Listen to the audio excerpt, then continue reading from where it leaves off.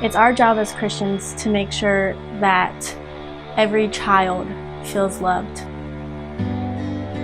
James 1:27, we're called to care for the widows and the orphans.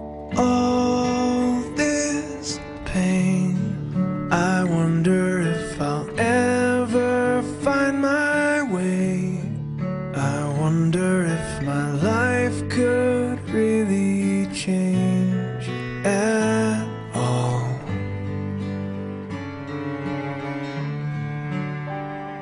In India, it's really common for pimps that work in these brothels to show up at the doorsteps of elderly grandmother figures and widows and who are just taking care of the children that have been left for them by either the parents left them or the parents have died from any numerous illnesses, and these families are just really low income, poverty stricken families.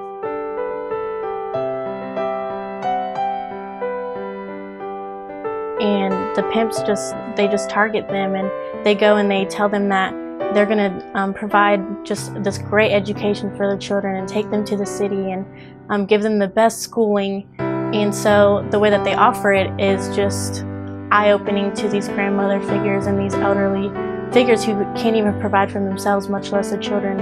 And so in the end, they end up just basically selling the children for what would be 3 or 4 months' wages that these pimps are offering them, and they end up taking them to the brothels. They become sex slaves.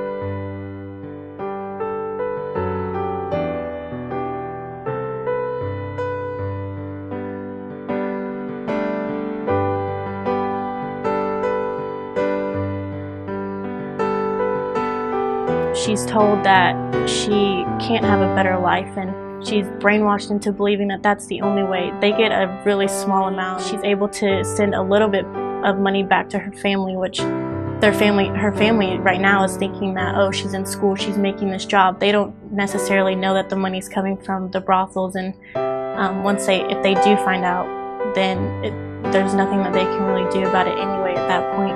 Even if she's able to get out, the fear of her leaving is her life at stake, and she has such a low self-esteem at this point because of the emotional abuse and the sexual abuse that there's just really no way out. All around, hope is springing up from this old ground.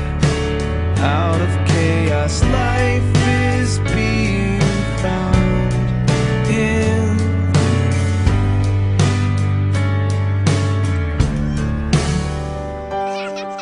Here we have the American dream, which we have goals that we set for ourselves, and we just want to be able to move up in the ladder, and we have the ability to work for that. But in India, these kids, whenever their grandparents or their parents are working in the rice fields, there's no way that they're even are going to have the opportunity to move up, especially because they don't have an opportunity for education.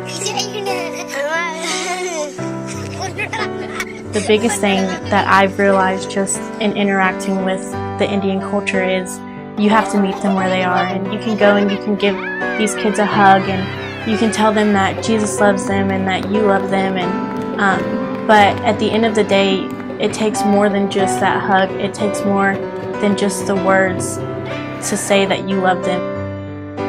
The best way to love from where you are, whether that's sitting at home or actually going, is to invest in these child's life long term, not just for a day, not just to tie a bracelet on their wrist, which is great, but in the long run, the biggest thing that you can do right now to stop sex trafficking is to invest in the life of a child or multiple children through sponsorship.